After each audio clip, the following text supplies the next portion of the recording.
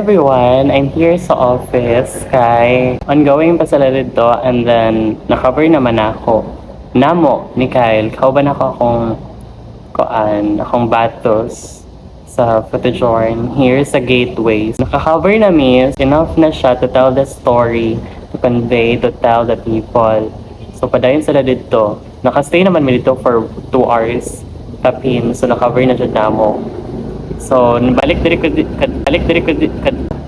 ko diri sa office kay wala init kayo tapos pahulay. Supposed to be second day dapat nako kahapon for my thesis. What? I know for my for my general clearance. Pero wala ko ni dayon because na-brown out sa boarding house, nalagot ko, na-overstimulate ako sa pag-brown out, kiniinit pag yun. So wala na ako giganahan mo gawas. Paggawas mo dyan ako kay init, so ano ko, no, di na ako maano kay maghanap ako away pag-abot dito. Wala na ako sa mood. So ano ko, okay, delete na lang sa pagkakaroon kay Nay colloquium coverage. By the way, ikaw pa tinako sa akong 4 years in college. Oo. Tapos, yeah, it's nice.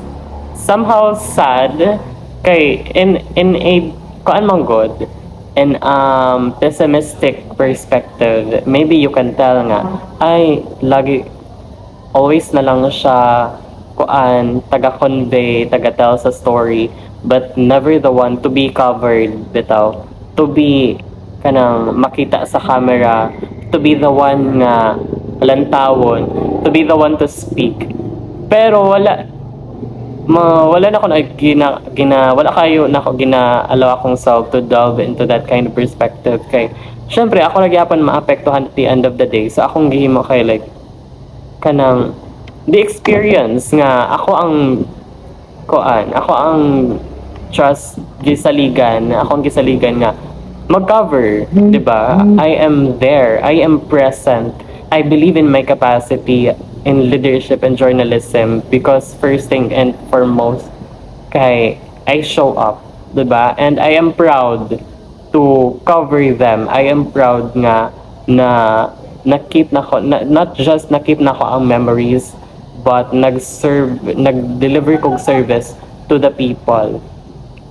So ingon ana ang leadership, ingon ana ang journalism, ingon ana ang service.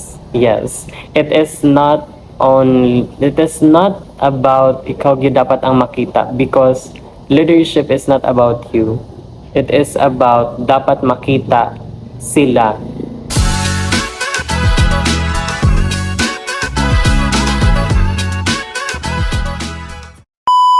So later afternoon kay ang second part na pod sa colloquium which is presentation. Kay kanina manggod kay poster presentation.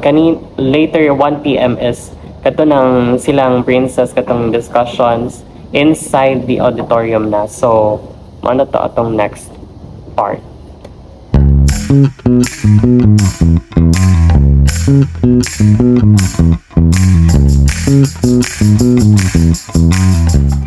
Hi, so gikan ko sa first floor sa colloquium kay live presentations dito kakahitabo and then transfer ko diri sa second floor kay naay presentation pod for the GAD research colloquium.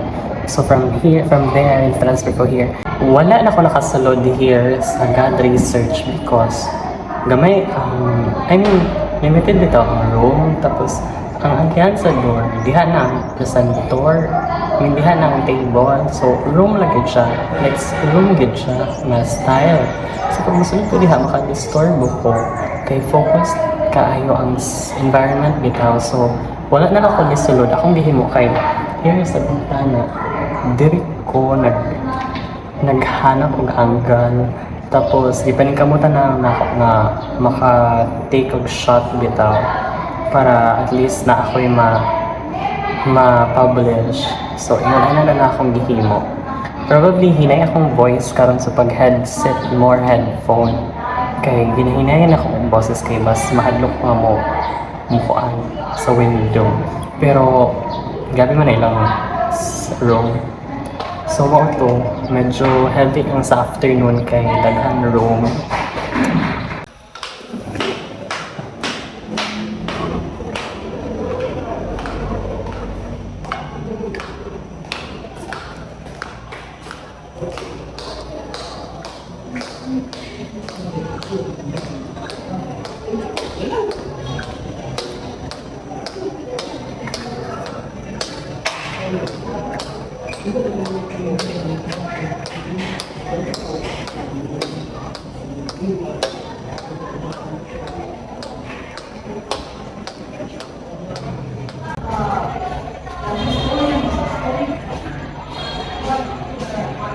Site 1 with 50 species and Site 4 with 50 species.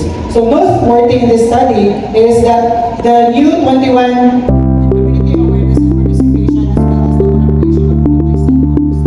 I would like to acknowledge show distinct differences among isolates.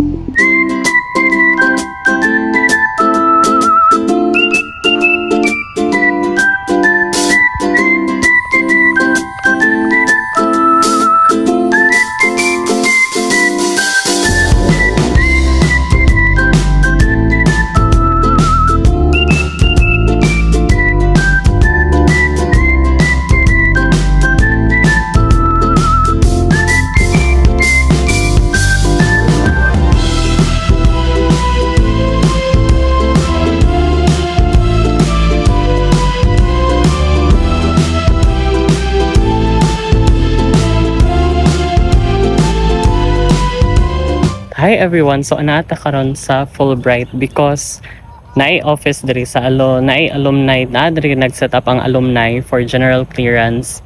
Ang problem is Monday pa ko mag-cater kay karon pa ko magkuha sa queue number because the whole day, as you know, kay nag-cover ko sa colloquium. So mao na ang ganap. That's the thing.